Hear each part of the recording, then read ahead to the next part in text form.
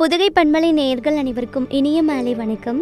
கடந்த வாரம் புதன்கிழமை 4 மணிக்கு அறிவியல் பலகை என்ற நிகழ்ச்சியில் சார்லஸ் டார்வின் வாழ்க்கை வரலாறும் பரிமாண கோட்பாடுகளும் குறித்து தஞ்சாவூர், பூண்டி ஸ்ரீ புஷ்பம் கல்லூரி AVVM முதுகலை விலங்கியல் மற்றும் உயர் தொழில்நுட்ப ஆராய்ச்சித்துறை உதவி பேராசிரியர் மற்றும் ஆராய்ச்சி ஆலோசகர் திரு டாக்டர் எஸ் கணேசன் அவர்கள் வழங்கிய உரையாடலை கேட்டோம்.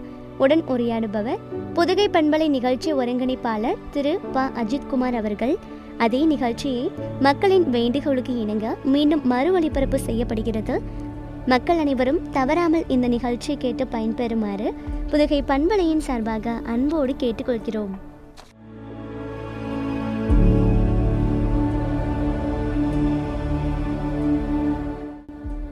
புதுகை பண்பலை நேயர்கள் அனைவருக்கும் வணக்கம்.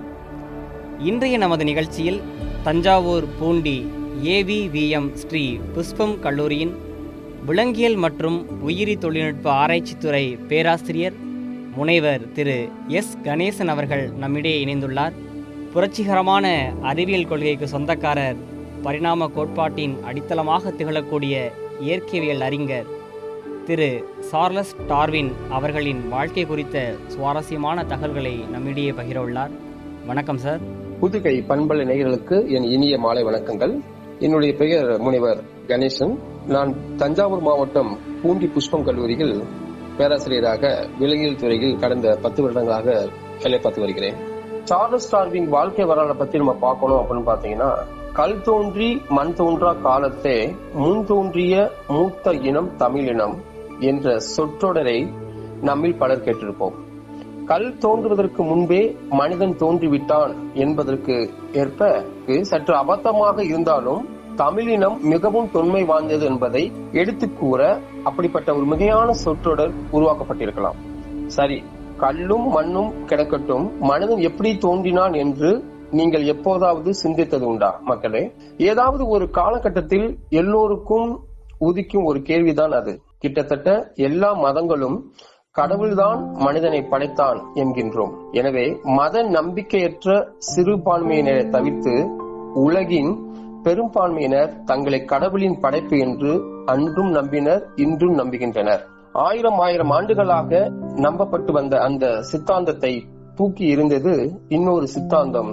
மனிதன் குரங்கிலிருந்துதான் பரிணாம வளர்ச்சி பெற்றிருக்க வேண்டும் என்ற புரட்சிகரமான, அதே நேரத்தில் சர்ச்சைக்கு உரிய கருத்தை வெளியிட்ட ஒருவரைத்தான் நாம் இன்று தெரிந்து கொள்ள இருக்கின்றோம்.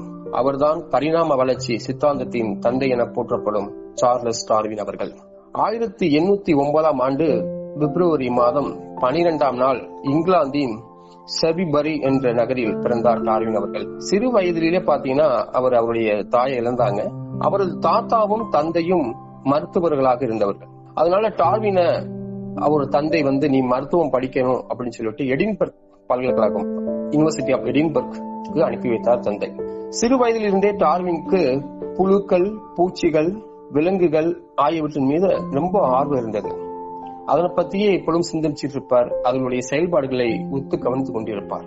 எடின்பர்க் பல்கலைக்கழகத்துக்கு சென்ற பிறகு அவர் அங்கு உள்ள கற்கள், செடிகள், புழு பூச்சிகள் ஆகியவற்றை சேமிக்க தொடங்கினார். அதனுடைய செயல்பாட்டுகளையும் கவனிக்க தொடங்கினார். இயற்கையின் மீது அப்படி ஒரு ஈடுபாடு அவருக்கு. மருத்துவம் படித்துக் கொண்டிருக்கும் போதே ஒரு முறை ஒரு குழந்தைக்கு அறுவை சிகிச்சை நடப்பதை பார்க்க வேண்டிய கட்டாயம் டார்வினுக்கு ஏற்பட்டது. அப்போதெல்லாம் பாத்தீங்கன்னா மயக்க மருந்து கண்டுபிடிக்காத காலகட்டம். ஒரு அறுவை சிகிச்சை பண்ணுவதற்கு இன்றைய நாள்ல பாத்தீங்கன்னா அதுக்கு அனஸ்தீசியன், அதாவது மயக்க மருந்து நிபுணர் மயக்க மருந்து செலுத்தி அதுக்கப்புறம் அறுவை சிகிச்சை பண்ணுவாங்க. அன்னைக்கு உள்ள காலகட்டத்துல பார்க்கும்போது பாத்தீங்கன்னா அறுவை சிகிச்சை செய்யப்பட்டிருக்கும் போது அந்த குழந்தை பட்ட வேதனையும் அந்த குழந்தை படும் கஷ்டத்தையும் கண்டும் கேட்டும் மருத்துவத்தின் மீது இருந்த ஆர்வத்தையே இழந்தார் டார்வின் அவர்கள். தந்தைக்கு ஏமாற்றமாக இருந்தாலும் அடுத்து அவரை நேச்சுரல் தியாலஜி, இறையியல் பயிலுமாறு தந்தை ஒரு ஆலோசனை கூறுகிறார். டார்வின் ஏன் கொடுக்கிறார்? டார்வின் மருத்துவம் படிக்கணும்னு அனுப்பி வைக்கிறார். மருத்துவத்து மேல உள்ள ஈடுபாடு அவருக்கு கொஞ்சம் கொஞ்சமா குறைய தொடங்கியது. சில நான் சொன்ன அறுவை சிகிச்சைகளை எல்லாம் பார்க்கும்பொழுது அந்த குழந்தையுடைய அவதி, அந்த குழந்தையோட கஷ்டத்தை பார்த்து மருத்துவ படிப்பையே வெறுத்து ஒதுங்கி வெளியே வரார். திருப்பி தந்தைட்ட வராரு. அப்பா, எனக்கு மருத்துவம் படிக்க விருப்பம் இல்லைன்றாரு. உடனே டார்வினுடைய தந்தை தன் மகன் கூறியதை கேட்டுக்கொண்டு, ஓகே அப்ப நீ நேச்சுரல் தியாலஜி படி, அதாவது ஒரு இறையியல் படி அப்படின்னு சொல்றாரு.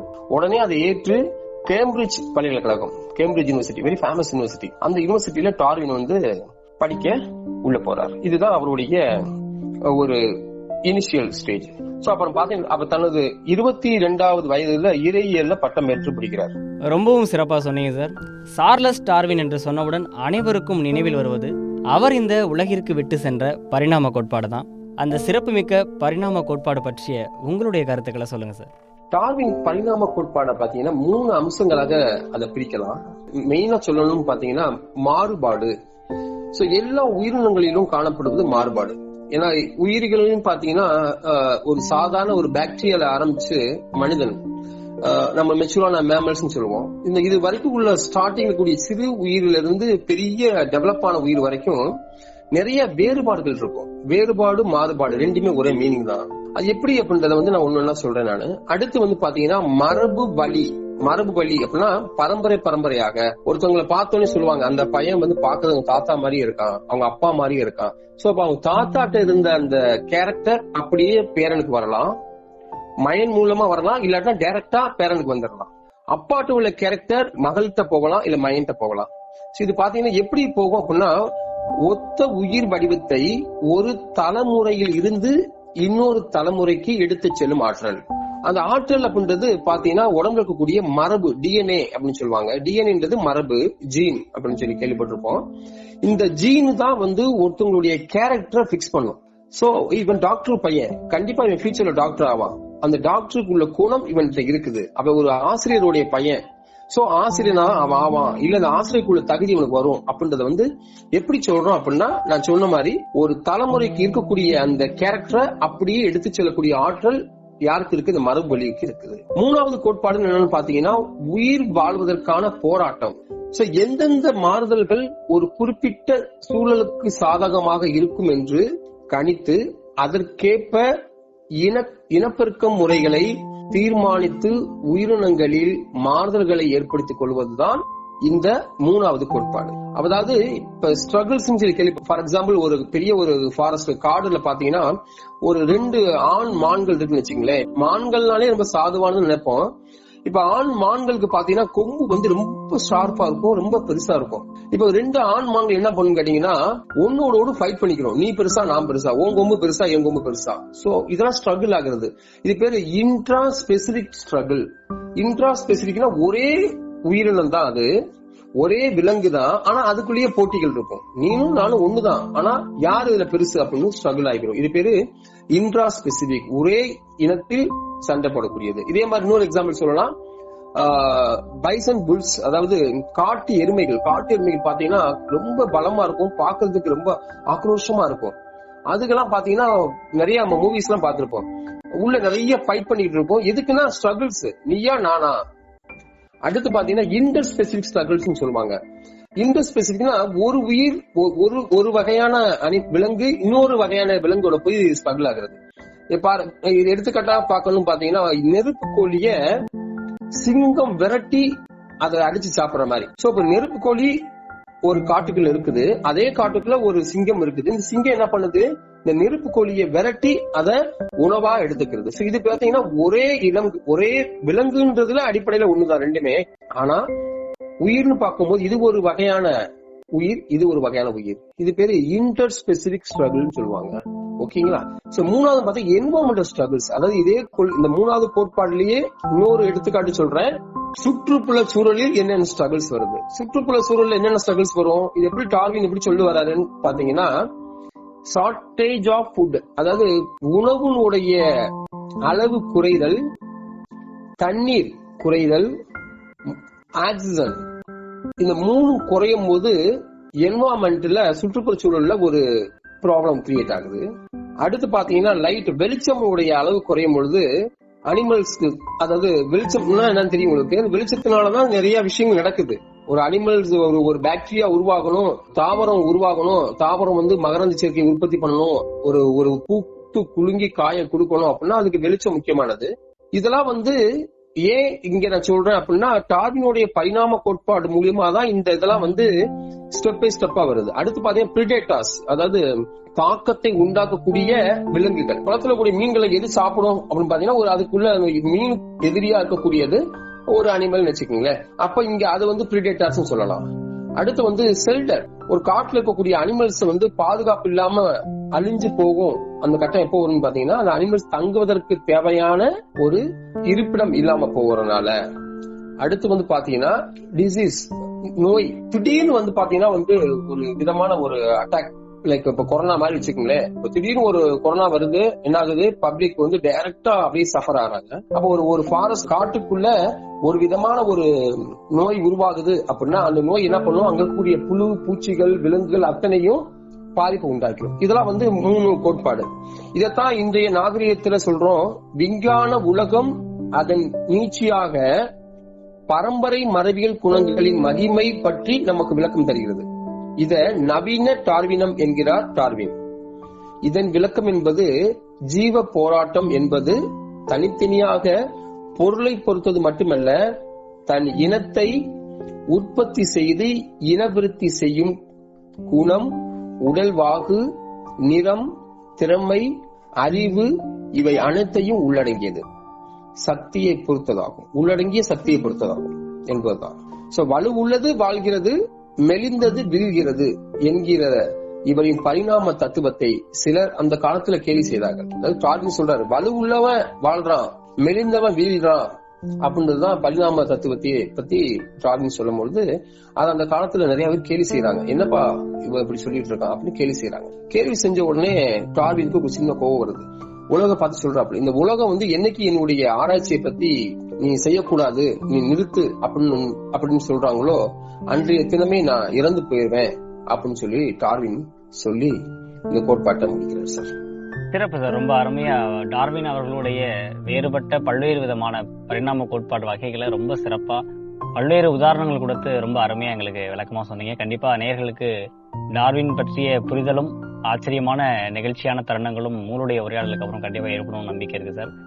அதாவது பல்வேறு அறிஞர்கள் ஆராய்ச்சியாளர்கள் பாத்தீங்கன்னா பொதுவாவே இப்ப ஃபார் எக்ஸாம்பிள் பிசிக்ஸ்ல சயின்டிஸ்டா இருக்கக்கூடிய நமது சர் சி வி ராமன் அவர்கள் ஸ்கேட்டர் ஆஃப் லைட் அப்படின்னு சொல்லக்கூடிய ஒளிச்சிதறல கடற்பயணத்துலதான் முதல்ல அவருக்கான ஒரு சிந்தனை ஏற்படுகிறது. அந்த வகையில கொலம்பஸ் அமெரிக்கா கண்டுபிடிச்ச கூட நம்ம பாட்டுல கூட கேட்டிருப்போம். அப்படி பல்வேறு அறிஞர்கள் ஆராய்ச்சியாளர்களுக்கு கடல் பயணம் அப்படிங்கிறது பல்வேறு சிந்தனையை விதைக்கக்கூடியதாகவும் ஆராய்ச்சிக்கு ஒரு வழிவகுக்கக்கூடியதாகவும் ஒரு தொடர் பயணமாகவே கடல்வழி பயணத்தை சொல்றாங்க. அந்த வகையில நம்முடைய சார்லஸ் டார்வின் அவர்களுடைய கப்பல் பயணம் குறித்து உங்களுடைய கருத்து சார்?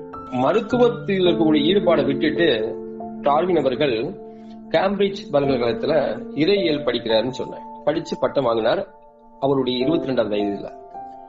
அந்த காலகட்டத்துல அந்த யூனிவர்சிட்டி, அதாவது கேம்பிரிட்ஜ் பல்கலைக்கழகத்தில் இருந்த தாவரவியல் துறையில் உள்ள பேராசிரியர் ஜான் ஸ்டீவன் என்பவரிடம் ரொம்ப நெருங்கி பழகினார் டார்வின் அவர்கள். அப்பொழுது அந்த ஜான் ஸ்டீவன் சாருடைய அவருடைய நண்பன் கேப்டன் ராபர்ட் பிட்ஜ்ராய் என்பவருடைய நட்பு திருப்பி கிடைக்கிறது அவருக்கு. யாருக்கு? டார்வினுக்கு. அப்ப அந்த கேப்டன் உடைய நட்பின் மூலமாக தென் அமெரிக்க கடலோர பகுதியில ஆய்வு செய்ய HMS பீக்லி என்ற கப்பல் புறப்பட இருந்தது. அப்ப கேப்டன் ராபர்ட் பிட்ஜ்ராய் தலைமையில செல்வதற்கு அந்த பயணத்துல கலந்து கொள்ளுமாறு டார்வினுக்கு ஒரு அழைப்பு வந்தது. நீ வாரீங்களா? அந்த மாதிரி நாங்க தென் அமெரிக்கால ஒரு ஆராய்ச்சி பண்றதுக்காண்டி கப்பல்ல கிளம்புறோம், நீங்க வாரீங்களா டார்வின் அப்படின்னு சொல்லிட்டு டார்வினுடைய ஃப்ரெண்டு மூலியமா அவருக்கு அழைப்பு வருது. அதனை ஏற்றுக்கொண்டு 1831 டிசம்பர் 27 கேப்டன் பிட்ஜ்ராயுடன் டார்வினும் பயணித்து தொடங்குகிறார். 5 ஆண்டுகள் நீடித்த அந்த வரலாற்று சிறப்பு வாய்ந்த பயணம்தான் பரிணாம வளர்ச்சி சித்தாந்தம் உருவாவதற்கு அடிப்படை காரணமாக அமைந்தது. அந்த பயணத்தை தொடங்கிய போது டார்வினுக்கு வயது 22. நினைத்து பாருங்க, கப்பல்ல நம்ம ஒரு நாள் 2 நாள் பயணம் செய்வது ரொம்ப கடினம். இந்த கப்பல் பயணம் 5 ஆண்டுகள். 5 ஆண்டுகள்ன்றது நினைச்சே பார்க்க முடியல இல்லையா? 5 ஆண்டுகள்ல அந்த கப்பல் கேலஹாஸ் தீவு, ஐரோப்பிய தீவு, பிரேசில், நியூசிலாந்து என உலகையே ஒரு வளம் வந்தது. 5 வருடங்கள், ஒரு வருடத்துக்கு 360 நாள் கணக்கு பண்ணிக்கோங்க. அப்ப 5 வருடம் உலகத்தை எல்லா இடத்தையும் சுத்தி வருது கப்பல். அப்ப பல இடரும் இன்னல்களும் நிறைந்ததாக அந்த பயணம் அமைந்தது. யாருக்கு? டார்வினுக்கு. ஆனால் இயற்கையின் மீது அவருக்கு இருந்த அளவிட முடியாத ஈடுபாட்டால் டார்வினுக்கு அது பெரும் துன்பமாக படவில்லை. சென்ற இடத்துல எல்லாம் கூர்ந்து ஆராய்ந்து டார்வின் அதுவரை அறியப்படாத பல வினோதமான விலங்குகளின் எலும்புகளை சேகரித்தார். ஊர்வன, நடப்பன, பரப்பன என எல்லாவித உயிரினங்களையும் ஆராய்ந்தார். அவை இடத்துக்கு இடம் மாறுபட்டு இருப்பதையும் சில ஒற்றுமைகளையும் கொண்டிருப்பதையும் கண்டு வியந்தார் டார்வின் அவர்கள். உயிரினங்கள் அனைத்துமே பொதுவான மூதையார்களின் வழித்தோன்றல்களாக இருக்குமா என்பது அவர் தொடர்ச்சியாக சிறு சிறு மாற்றங்களை பெற்று தற்போதைய வளர்ச்சியை பெற்றிருக்கின்றன என்பதுதான் டார்வின் கேள்வியாக இருந்தது. அவர்களும் ஒரு பெரிய குழப்பம். ஒவ்வொரு ஊரா போயிட்டு இருக்கும் போது அங்கங்க பாக்குறாரு, அந்த இடத்துல பார்த்தா அனிமல்ஸ், இங்க உள்ள விலங்கு ரெண்டு ஒரே மாதிரி இருக்குது, இந்த இடத்துல உள்ள தண்ணியும் இந்த உள்ள தண்ணியும் ஒரே மாதிரி இருக்கு, கலர் ஒரே மாதிரி இருக்கு, நிறம் ஒரே மாதிரி இருக்குது, மரங்களுடைய உயரங்கள் ஒரே மாதிரி இருக்குது, அனிமலுடைய உயரங்கள் இப்படியே திங்க் பண்ணிட்டே வர்றாரு. சோ அந்த அவரு சென்று கொண்டிருக்கும் பொழுது நிறைய இன்ஃபர்மேஷன் கேதர் பண்றாரு. அங்க இறந்து கிடக்கூடிய விலங்குகளுடைய எலும்புகளை ஃபுல்லா கலெக்ட் பண்ணி வைக்கிறாரு. கலெக்ட் பண்ணி வச்சுட்டு வரும்போது அவருக்குள்ள நிறைய கேள்விகள் வந்து கொண்டே இருக்கின்றன. சோ அப்ப உயிரினங்கள்ல ஏற்படக்கூடிய மாற்றங்கள் எப்படி, ஏன் ஏற்படுகின்றன என்ற வினாவிற்கு விடை காணும் ஆர்வம் டார்வினுக்கு ஏற்பட்டது. ஏன், என்ன காரணத்துல மாறிட்டே வருது அப்படின்றத இந்த கப்பல் பயணத்துல அவரு கண்டுபிடிச்சுட்டே வர்றாரு. அவருங்க போயிட்டு வந்துட்டு அந்த கலெக்ட் பண்ணி வந்த அந்த மெட்டீரியல்ஸ், அதாவது அந்த சாம்பிள்ஸ் வச்சு எப்படி ஆராய்ச்சி பண்றாருன்னு பாத்தீங்கன்னா, தான் சேகரித்த சில எலும்புகளுக்கு சொந்தமான விலங்குகள் முற்றிலுமா அழிந்து போயிருக்கும் என்ற முதல்ல யோசிக்கிறார், ஈகிட்டு பாக்குறாரு. ஓகே, இந்த எலும்பெல்லாம் கையில கிடைச்சிருக்குது, எலும்பெல்லாம் இருக்கு, அப்ப இந்த அனிமல் வந்து முற்றிலுமா அழிஞ்சு போச்சு அப்படின்னு ஃபர்ஸ்ட் வந்து அவர் நினைச்சுக்கிறார். ஆனா பின்னர் அந்த விலங்குகளிடமிருந்துதான் தற்போதைய சிறிய அளவிலான விலங்குகள் தோன்றிருக்க வேண்டும் என்று பகுத்தறிந்தார். கெலபக்ஸ் தீவுகளில் புதிய வகையான பறவைகள், தாவரங்கள், விலங்குகள் ஆகியவற்றை கண்டு அசைஞ்சு போய் அப்படியே அதிசயமா பாக்குறாரு. என்னடா இந்த கெலபக்ஸ் தீவுல மட்டும் இவ்வளவு ஒரு தனிப்பட்ட வகையிலான பறவைகள், தாவரங்கள் இருக்கின்றன அப்படின்னு அதிசயமா ஆராய்ந்து பாக்குறார். இப்படி பல்வேறு ஆராய்ச்சிகளுக்கு பிறகு 1836 ஆண்டு இங்கிலாந்து திரும்பினார் டார்வின். சோ கிட்டத்தட்ட 5 வருடங்கள் கப்பல்லே போய் நிறைய மெட்டீரியல்ஸ் சேகரிக்கிறார். திருப்பி அதை வந்து ஆராய்ச்சிக்கு உட்படுத்திட்டு அவரா சில ஆய்வு கட்டுரைகளை சமர்ப்பிக்க பார்க்கிறார். அமெரிக்க கடலோர பகுதி மற்றும் ஐரோப்பிய தீவுகளில் பயணத்தை முடித்துக் கொண்டு வந்த டார்வின் 5 ஆண்டுகளில் தான் சேகரித்த விவரங்களையும் தமது கண்டுபிடிப்புகளையும் ஆய்வு கட்டுரையாக எழுதி தி வோயேஜ் ஆஃப் தி பீகிள் என்ற நூலை லண்டன்ல வெளியிடுறார்.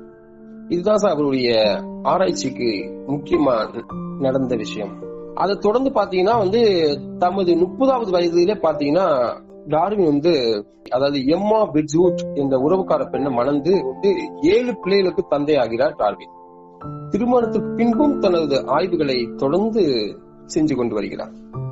பரிணாம வளர்ச்சி சித்தாந்தம் அப்படின்ற அந்த வார்த்தை எப்படி உருவாகுச்சு அப்படின்னு கேள்வி கேட்டீங்கன்னா, நீங்க புதிய உயிரினங்கள் உருவாகும் முறை, பின்னர் அவை தங்களின் மூலத்திலிருந்து முழுமையாக மாறி விடுவதன் காரணங்கள் ஆகியவற்றை தொடர்ந்து ஆராய்ச்சி செய்து 1859 ஆண்டு உலகை வியப்பில் ஆழ்த்திய தனது புத்தகத்தை வெளியிட்டார் டார்வின். அந்த புத்தகத்தின் பேர் பாத்தீங்கன்னா the origin of species by natural selection, அதாவது இயற்கையில் உயிரினங்களின் தோற்றம் என்ற அந்த புத்தகம் தான் சித்தாந்தமான பரிணாம வளர்ச்சிக்கு சித்தாந்தமாகும். அதன்படி உயிரினங்களின் வாழ்க்கை போராட்டத்தில் தகுதியும் வலிமையும் உள்ளவை நிலைத்து நிற்கும், மற்றவை அழிந்து போகும் என்று கூறினார் டார்வின். அழகா சொல்லியிருக்காரு. அதாவது உயிரினங்கள்ல எல்லா உயிரினமே ஒரு வாழ்க்கைய ஒரு போராட்டமா தான் நடத்திக்கிட்டு இருக்குது. அதுல தகுதியும் வலிமையும் உள்ளது மட்டும்தான் நிலைத்து நிற்கும்.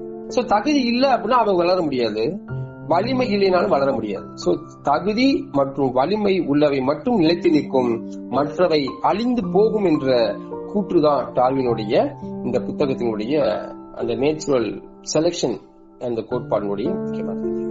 இதை தொடர்ந்து பார்க்கணும் அப்படின்னா நேச்சுரல் செலக்ஷன் என்று சொல்லக்கூடிய விஷயத்துல பாத்தீங்கன்னா சர்வைவல் ஆஃப் தி ஃபிட்டஸ்ட் என்று அவர் விளக்கினார். சர்வைவல் ஆஃப் தி ஃபிட்னஸ் அப்படின்னா நம்ம சர்வே பண்ணணும் அப்படின்னா நம்ம ஃபிட்னஸ்டா இருக்கணும். So survival of the fitness அப்படின்னு சொல்லும் போது பாத்தீங்கன்னா இந்த கூற்றின் அடிப்படை கருத்து என்னன்னு கேட்டீங்கன்னா, அதாவது இந்த சித்தாந்தத்தின் விளைவை உலகம் அப்போது உணரவில்லை. யார் டார்வின் சொல்லக்கூடியத அந்த டயத்துல அந்த மக்கள் யாரும் சொல்லல, எமோ ஒரு சொல்றாரு சரியில்லாம சொல்றாரு அப்படின்னு நிறைய பேர் கேள்வி கிண்டல் பண்றாங்க. ஆனா விடாம அவர் ஆராய்ச்சி தொடர்ந்து செஞ்சு நிறைய புத்தகங்களையும் கட்டுரைகளையும் சமர்ப்பித்துக் கொண்டே இருக்கிறார். இதை பார்த்து சில பேர் அவர் கொடுக்கிற கட்டுரைகள் எல்லாம் சரியா இருக்குமோ அப்படின்ற ஒரு கேள்விக்குறிக்கு ஆளாகிறாங்க சில பேர். சோ அவரு விடாமுயற்சியோட எடுத்து காமிச்சிட்டு இருக்காரு. இதனால இது வந்துச்சு, இதனால இது வந்துச்சு. நான் முன்னாடி சொன்னேன் இல்லையா, intra specific struggle, inter specific struggle, environmental struggles, விலங்குகள் எப்படி தன்னை காப்பாத்திக்கிறது, எப்படி ஒரு இனம் இன்னொரு இனத்தோட கூட்டணியோட வாழ்கிறது, இதெல்லாம் இந்த பரிணாமத்தின் வளர்ச்சி மூலியமா தான் வர ஆரம்பிச்சது. ஆடுதான் பார்த்திருப்போம். ஆடுடைய உடம்பு ஒட்டிதான் தலை இருக்கும். அந்த தலை மேல தலை மட்டும் தூக்கிட்டு இருக்காது. ஆனா இது ஒட்டக செவிங்களை பாருங்க, அதோட கழுத்து ரொம்ப நீண்டு இருக்கும். இதைத்தான் நேச்சுரல் செலக்ஷன்ல சொல்றோம்.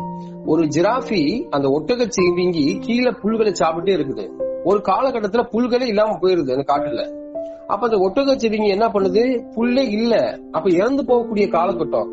அப்ப அது வாழணும், வாழ்வதற்கு என்ன பண்ணுது, புல் அதுக்கு சாப்பாடு வேணும். சாப்பாடை எட்டி பாக்குது, கீழே எதுவுமே இல்ல. அப்ப அது லைட்டா தலையை தூக்கி பாக்குது. அதை விட அந்த புல்லை விட கொஞ்சம் ஹைட்டான செடி ஒண்ணு தெரியுது.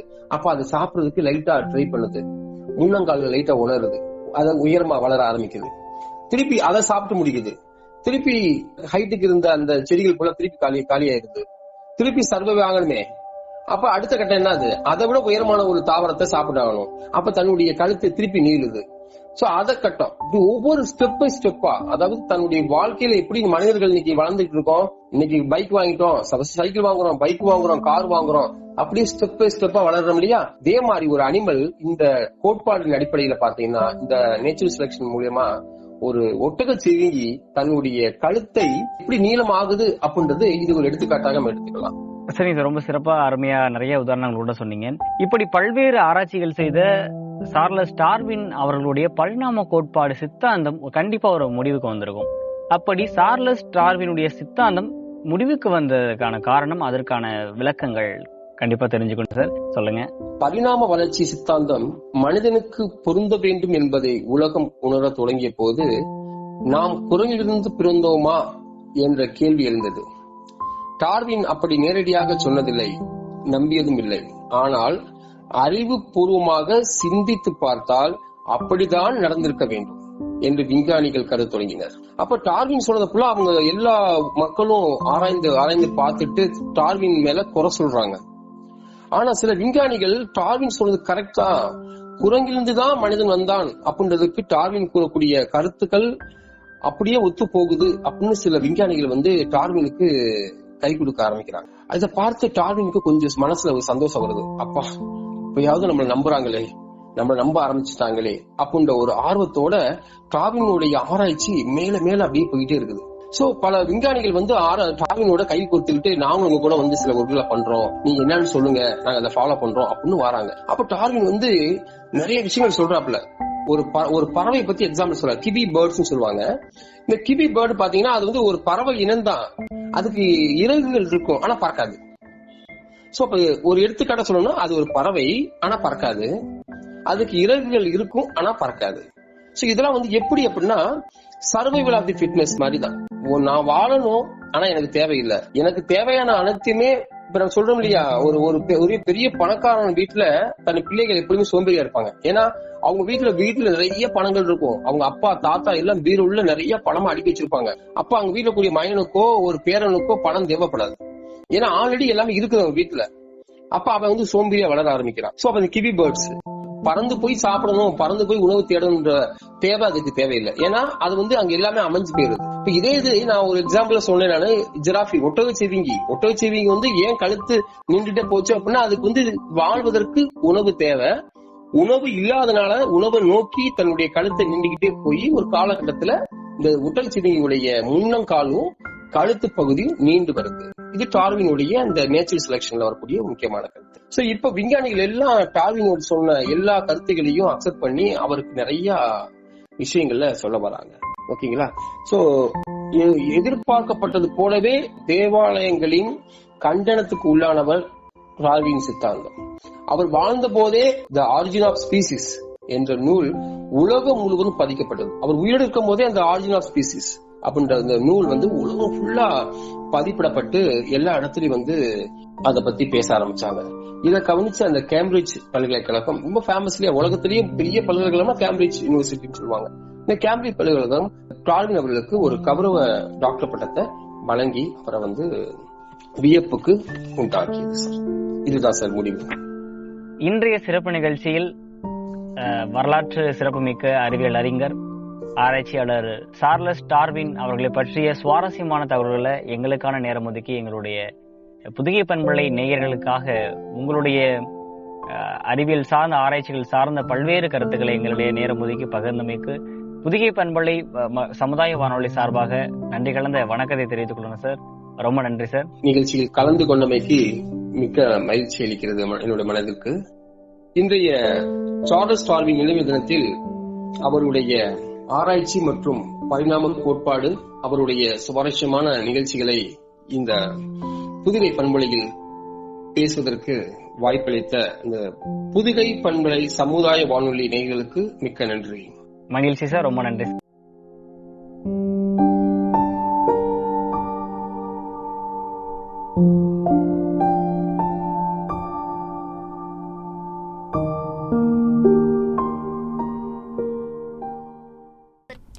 நேயர்களே, இதுவரை சார்லஸ் டார்வின் வாழ்க்கை வரலாறும் பரிணாம கோட்பாடுகளும் குறித்து முதுகலை விலங்கியல் மற்றும் உயிர் தொழில்நுட்ப ஆராய்ச்சித்துறை உதவி பேராசிரியர் மற்றும் ஆராய்ச்சி ஆலோசகர் திரு டாக்டர் எஸ் கணேசன் அவர்கள் வழங்கிய உரையாடலை கேட்டோம். இந்த நிகழ்ச்சி பற்றிய கருத்துக்களை அனுப்ப வேண்டிய வாட்ஸ்அப் எண் 6380779750 என்ற எண்ணிலும் புதுகை FM 91.2 என்ற மின்னஞ்சல் முகவரியிலும் உங்களது கருத்துக்களை எங்களுக்கு அனுப்பலாம். மேலும் இது போன்ற பயனுள்ள தகவல்களை தெரிந்து கொள்ள தொடர்ந்து இணைந்திருங்கள். இது உங்கள் புதுகை பண்பலை 91.2. இது மக்கள் வானொலி, மக்களுக்கான சமுதாய வானொலி.